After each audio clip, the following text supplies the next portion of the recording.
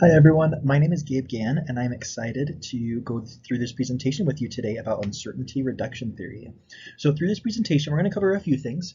We're going to talk more about uncertainty reduction theory, or URT. We'll talk about the authors, which are Charles Berger and Richard Calabrese. We're going to talk about the evaluation of the theory. We're going to cover what's new with URT. We'll also go into some areas for improvement, and then we'll conclude with what we've learned. And I'm excited to go through this with you. Let's get started. All right, so you may be asking yourself, what is uncertainty reduction theory? So Charles Berger described it this way. He talked about, URT talks about the struggle, in a sense, that people have when in their everyday lives in adapting to an ever-changing world. So when you meet someone that's new, there is a lot of uncertainties. There's a lot of things you don't know about them. And this theory, by learning more about it and learning different strategies to help combat that, you can find ways to increase prediction and have more explanation of the other person, and that helps decrease the uncertainties. So this theory was created in 1975 by two men, Richard Calabrese and Charles Berger. So Calabrese, he continues to work in academia. He's a professor currently of communication at Dominican University in River Forest, Illinois, and he continues to be an active member of the International Association of Business Communicators, the Speech Communication Association, and other communication organizations as well. Now, Charles Berger, although he created with Calabrese the uncertainty reduction theory, he has continued that an expansion of the theory. He has expanded it to include different areas of relationships as well as other areas as well. And he was very active in the communication community as well. He was part of editorial boards of communication journals. He was actually the president of the International Communication Association and was a very active member as well in the communication community. Let's evaluate this theory a little bit. So let's start off with strengths. The logical consistency seems to be pretty straightforward and just to kind of make sense. I also feel like it has a really good parsimony. It's pretty simple and straightforward and not too complex of a theory to understand. The heroism is pretty strong. It's influenced quite a number of different fields of studies within and outside of the communication field of study. It's influenced other communication theories, and I feel like it promotes critical thinking. It's also stood the test of time. It's been around since the 70s, and I feel like it's just as relevant today as it was then. Now, going into the weaknesses, the scope seems pretty narrow. It is a pretty straightforward theory, but it could definitely be expanded to cover more ground.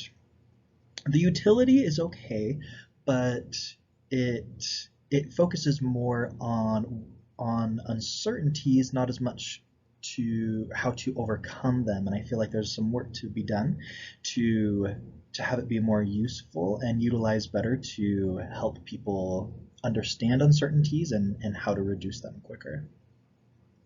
The last thing is testability.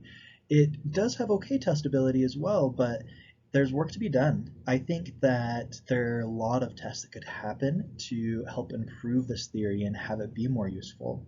I think that if we broke it up by different demographics, whether that be age or gender or nationality, things like that, if we get a lot of mass data from that, I think that would help us understand the theory better and understand what are the uncertainties and what we can do about those. So what's new with uncertainty reduction theory? I'm sure in the past year or so we've all heard quite a bit about COVID, and with it, it's brought a lot of uncertainties. So there have been numerous apps that have been created, and what they do is they help track people that have tested positive for COVID-19. And it creates a map so you can see different areas that may have a higher concentration of people that have tested positive for COVID-19 and places that have lower concentration of people that have tested positive. And by doing that, it's really helped reduce the uncertainty of COVID-19. And it's the theory in general has taken on a more analytical and scientific and critical approach. And a lot of people that have been using these apps, they think that the rewards of knowing where those hotspots are and knowing how to better avoid places with higher concentrations of COVID outweighs the cost of your privacy and what's given up by giving away your data for these apps. All right, when I was looking for different ideas of improvement, there were a lot of things that went through my head, but there are two main points that I thought about.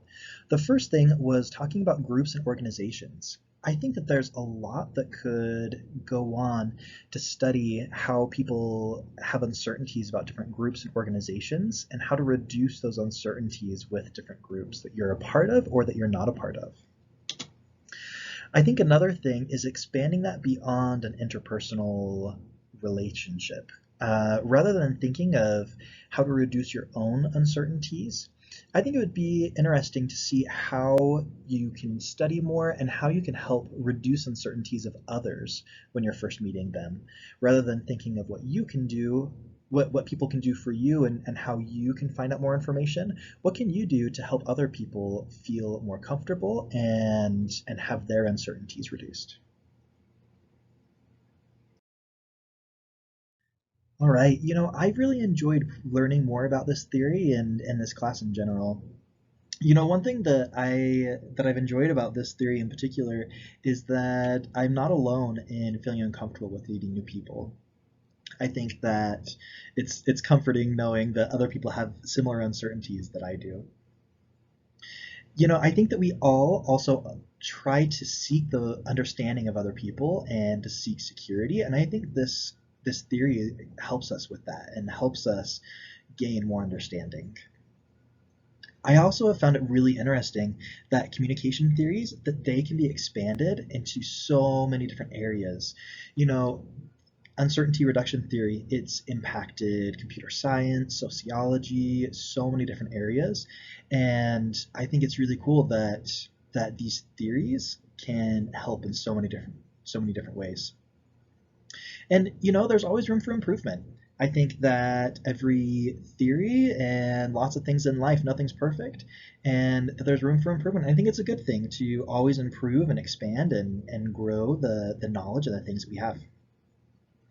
So I appreciate all of you sitting through this presentation with me. So thank you so much, and I hope everyone has a great day. Bye.